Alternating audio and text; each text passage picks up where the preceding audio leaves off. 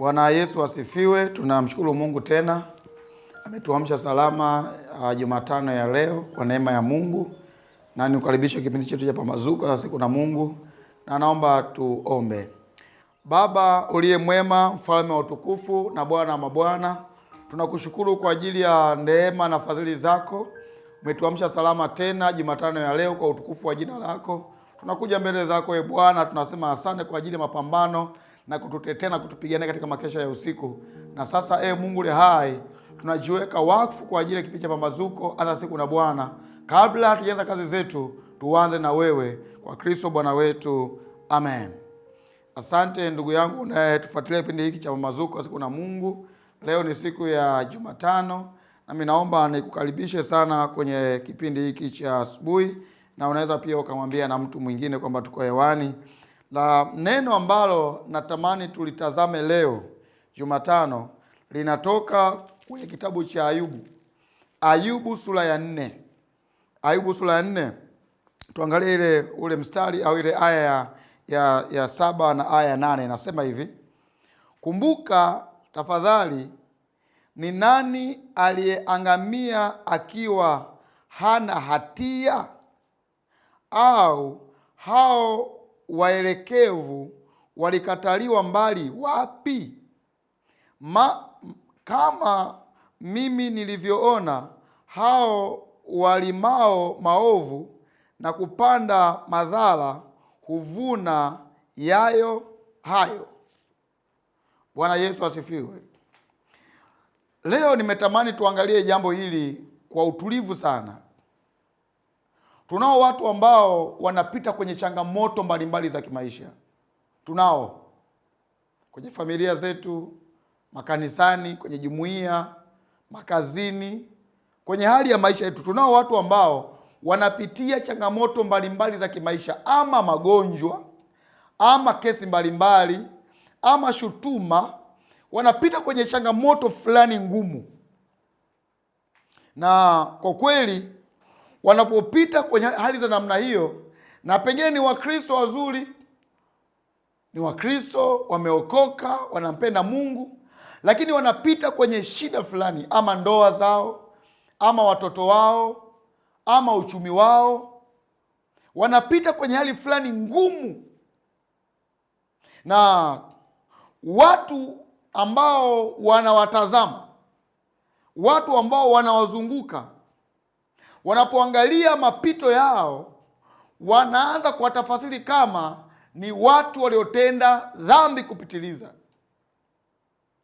Tumesoma hapa mstari huu wa Ayubu sura ya 4. Huyu ndugu Elifazi ambaye alimtembelea Ayubu, na ndugu Elifazi na walikuwa watatu wa watu. Ayubu ambaye sasa hiyo anapita kwenye maumivu, anapita kwenye magonjwa, anapita kwenye utupu, kwenye ukiwa, kwenye uchungu. Amefiwa na watoto wake, mali zake nyingi zimeharibika, zimeungua, zimeharibiwa, mifugo yake, magara yake, nyumba zake, na yeye mwenyewe pia isitoshe, na yeye pia yuko hoi kitandani na majipu mwili mzima. Hawa ndugu zake wanapomtembelea, ona maneno ya Elifazi anayomwambia. Ile aya ya 7 anasema, kumbuka tafadhali, ni nani aliyeangamia ikiwa hana hatia? Au hao waelekevu walikataliwa mbali wapi?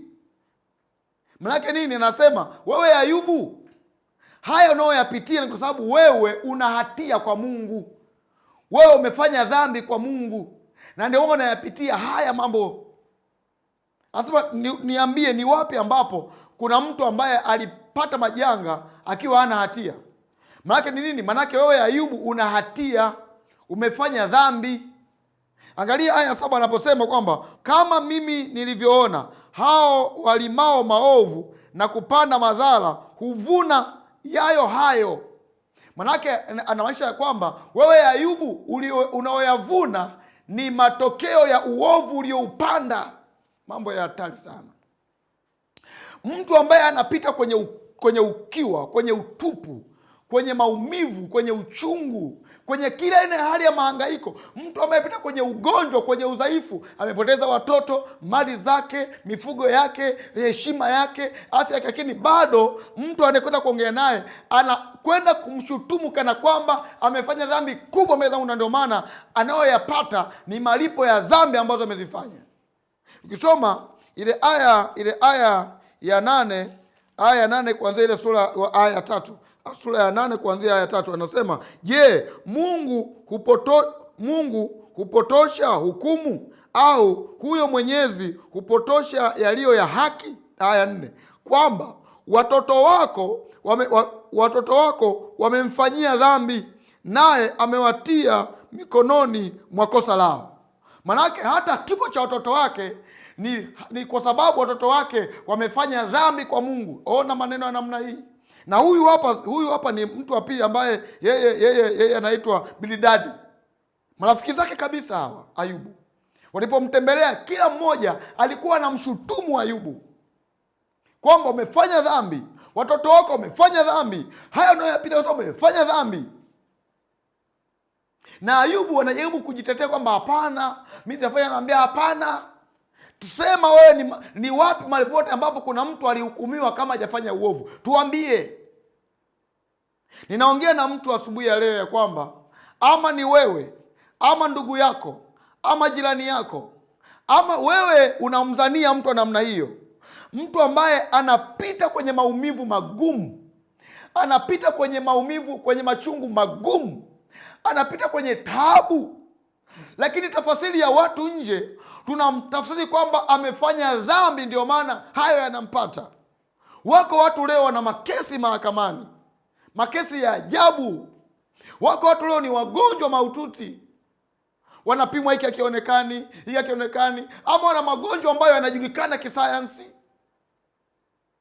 lakini imbaki kila walikuwa ni watumishi wazuri, walikuwa ni waokovu wazuri, walikuwa ni watu wema kanisani. Watu wanapita kwenye hatari za mahangaiko ya ndoa zao, vurugu kwenye familia zao, watoto wanapita kwenye tabu, wanaacha shule, wengine wanaacha kusoma. Lakini ukiangalia ni mtoto wa mchungaji, ni mtoto wa kasisi, ni mtoto wa askofu, ni mtoto wa mtu fulani, ni mtoto wa kiongozi fulani kanisani, lakini mtoto wake ndio amekuwa binti wa ajabu, binti wa hovyo, binti wa mambo ya anasa na starehe. Kijana yake amekuwa ni mlevi, amekuwa ni mshenzi, amekuwa ndio kibaka. Watu wanapomtazama mtu wa namna hiyo, ambia wewe baba umefanya dhambi, ndio maana watoto wako wanapitia kwenye mambo ya namna hii. Na pengine sio. Naongea asubuhi ya leo nimtie moyo mtu mmoja, na kwa uchungu sana ya nafsi yangu. Wako watu wanapitia magumu, maumivu, badala ya sisi kwenda kufanyika faraja kwao, tumeenda kuongeza kidonda, kuongeza kisu kwenye kidonda. Kwamba unaona mtoto wako mlevi sana kwa sababu wewe umefanya dhambi, kwa sababu mtoto wako amefanya dhambi. Watumishi wa Mungu na ndugu zangu, sio kila anayepitia mapito amefanya dhambi. Sio kila anayepitia magumu amefanya dhambi. Sio kila anayepitia mateso amefanya dhambi. Ayubu alikuwa mkamilifu. Waliosoma za Ayubu anajua Ayubu alikuwa ni mkamilifu wa asilimia zote. Na hata wakati shetani anakwenda kumwomba Mungu amruhusu amjaribu Ayubu, Mungu alimwambia, umemwona Ayubu mkamilifu wangu, mtu aliye mkamilifu, mtu aliyeshika sheria zangu, umemwona? Shetani amwambia, umempa mali, umempa watoto, ukiwaondoa hawa huyu mtu atakukana. Ambia haina shida, wewe acha hao waondoke. Ayubu anapitia magumu. Kwa nini? Ilikuwa ni kipimo cha imani yake. Wako watu leo makanisani, wako watu kwenye jamii zetu wanapitia magumu. Walikuwa na kazi nzuri zinapotea, walikuwa na biashara nzuri zimekufa, walikuwa na pengine ndoa zimepata changamoto, lakini wanapitia magumu. Mimi nakumbuka wakati fulani nilipitia magumu ya kiuchumi. Watu wakaniita Kirene ya majina, wakatoa Kirene ya utabiri. Ilikuwa ni kipimo tu cha wakati fulani. Na mara nyingi sisi tumekuwa tukiwanyooshea vidole watu wa namna hii. Ngoja ni kwamba mtumishi wa Mungu, usiungane na kina Elifadhi na kina Bildadi. Usiungane nao hawa. Usiungane nao hawa. Usiungane nao hawa watu. Kwa nini? Ndani yao wana chuki. Ndani yao walikuwa wana hasira. Inawezekana pengine mafanikio ya Ayubu kwa alikuwa yanawaumiza. Heshima ya Ayubu ilikuwa inawaumiza. Hali ya maisha ya Ayubu, familia yake zilikuwa zinawaumiza, japo walikuwa ni marafiki. Ndio maana mara nyingi sana ukipata changamoto usishangae watu wa kwanza kukaa upande mwingine kukusema vibaya ni wale wale marafiki zako na watu wako wa karibu, ni wale wale. Nikwambie ndugu yangu ambaye unapitia mambo namna hii, hata kama unapitia mambo, usiumie kama wale kugeukia ni marafiki zako. Bwana Yesu asifiwe. Bwana Yesu asifiwe. Bwana Yesu asifiwe. Usiumie hata kama waliokugeukia kukuletea taarifa mbaya, kuletea habari mbaya ni watu wako wa karibu, waliokula mali zako, waliotumia fedha zako, waliotumia mshahara wako. Usiumie hata kama ni wao ambao wamekugeuka, wanakupelekea habari mbaya kwenye familia yako, habari mbaya kwa mke wako, habari mbaya kwa mme wako, habari mbaya kwa mzee wako. Usiumie kwa sababu hao ndani yao hawakuwa wanafurahia mafanikio yako, hata kama walijiita kwa marafiki zako. Si marafiki zako. Nikutie moyo mama, unaipitia changamoto za namna hii, songa mbele. Songa mbele. Mungu anajua moyo wako, anajua imani yako, anajua hali ulionayo ndani yako, anajua utimilifu wako, anajua vile ambavyo umesimama imara kumwangalia yeye, anajua. Acha waongee, acha wakuseme, acha wakita kila majina. Haya mapito yako Bwana atakuvusha. Bwana atakuvusha, na akikutoa hapo ulipo utakuwa ni mama mpya, utakuwa ni baba mpya, kijana mpya, utakuwa ni mtu mpya. Na hao watu waliokuzunguka aibu itakuwa juu yao, maana Mungu anaijua haki yako. Bwana Yesu asifiwe. Mungu anaijua haki yako. Mungu anajua njia zako. Mungu anajua imani yako. Mungu anajua mapito yako. Songa mbele mwanangu, usikate tamaa. Nimekuja asubuhi ya leo ya Jumatano nikutie moyo. Wewe ambaye kesi zimekuzingira, watu wamevamia mali zako, wewe ambaye umepoteza amani ya familia, umepoteza amani ya ndoa, umepoteza amani kwa watoto wako wameacha shule, wamekuwa watu wa ajabu, wewe songa mbele. Nakumbuka mdogo wetu wa mwisho alipita kwenye tabu fulani wakati fulani alikuwa kwenye masomo ya sekondari, kwenye form 1 form 2 hivi, kwenye tawe ya kukataa shule, hataki kusoma. Sisi tukaamua kutumia nguvu za kibinadamu, tukapambana, tukatumia ukali, tukatumia fimbo, havikusaidia. Tukakaa kwa Mungu na Bwana akamfungua, akarudi shuleni. Sasa anaendelea na maisha yake vizuri, kijana mzuri, mwenye adabu, mwenye heshima, mwenye upendo, mwenye kusaidia familia. Lakini adui alitaka kutunyang'anya kwenye mikono yetu. Ngoja nikwambie mama, songa mbele, endelea kuomba. Ipo siku utatokea kama Ayubu. Hao rafiki zako, hao wapendwa wenzako, hao watu wako wa karibu ambao wanakusema vibaya leo, ni kwa sababu kiukweli hawakuwa marafiki zako, ila walikukaribia kwa sababu ya neema ambayo ulikuwa nayo. Wewe isikupe shida, wewe muangalie Bwana, maana yeye atakuthibitisha mbele ya wengi. Ukivuka hilo jaribu, utakuwa ni dhahabu ambayo imepita kwenye moto na thamani yake inaongezeka. Dhahabu ambayo haijapita kwenye moto, thamani yake ni tofauti na dhahabu ambayo imepita kwenye moto. Dhahabu imepita kwenye moto ni dhahabu yenye thamani ya juu zaidi kwa dhahabu ambayo haijapita kwenye moto. Wewe sasa hii mama, baba, kijana, mdogo wangu, wewe binti, unapita kwenye moto ili kesho uwe dhahabu yenye thamani. Naomba nikuombee.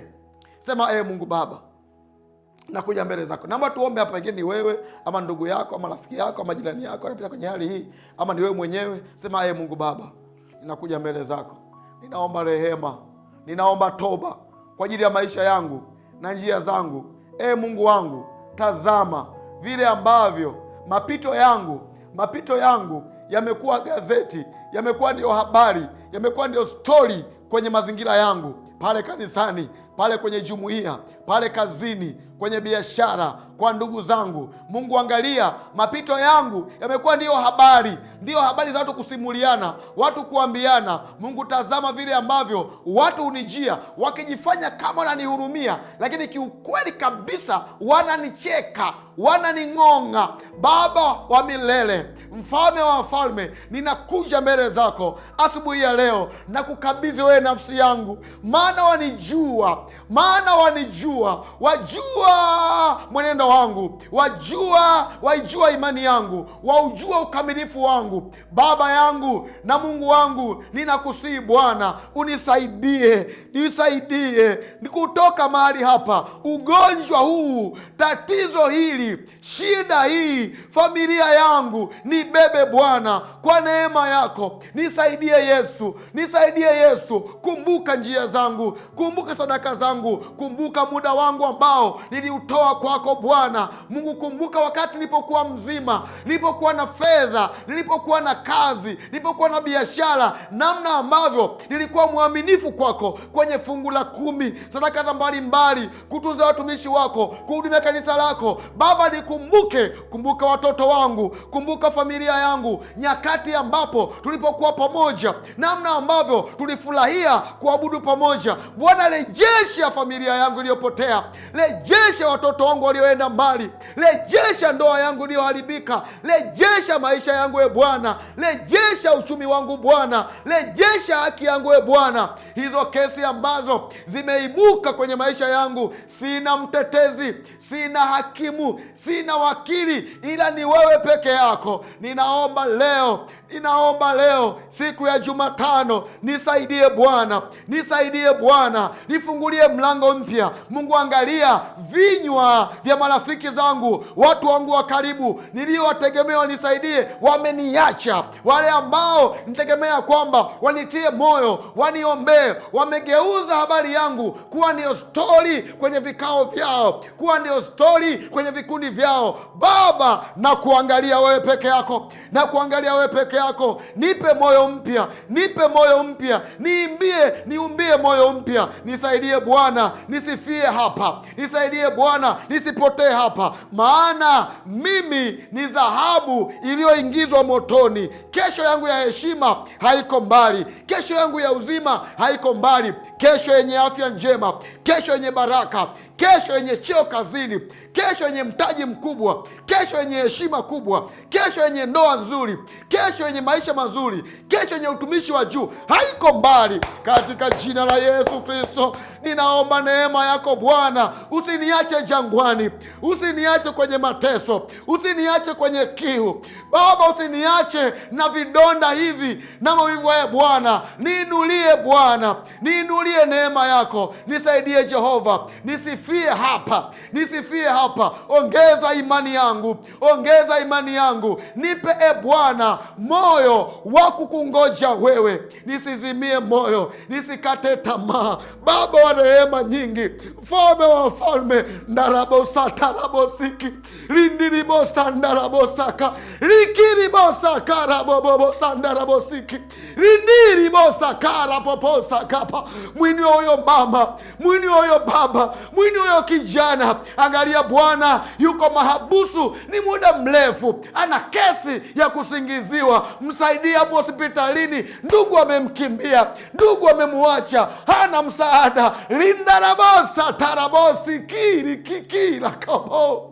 Malaika wa Bwana, ingia kazini, wainue hawa Bwana, marafiki zao wa karibu, ndugu wa karibu ndio waliowaacha, wamewasema vibaya. Ninainua hali ya moyo wake, muangalie Bwana, uangalie msalaba, nami nakuombea neema ya msalaba ikujilie hapo ulipo, katika jina la Yesu Kristo.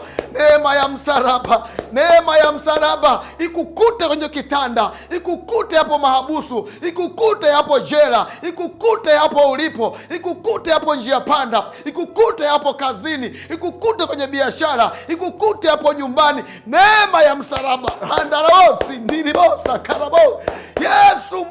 Yesu mwema, mbingu zifunguke, achilia msaada wako Baba. Kumbuka nyakati ambazo mtumishi wako alitembea kwa uaminifu, Bwana, dhihirisha dunia kwamba huyu ni mtumishi wako, anakutumaini wewe, katika jina la Yesu. Ndio Bwana. Endelea kuomba, usikatishe maombi.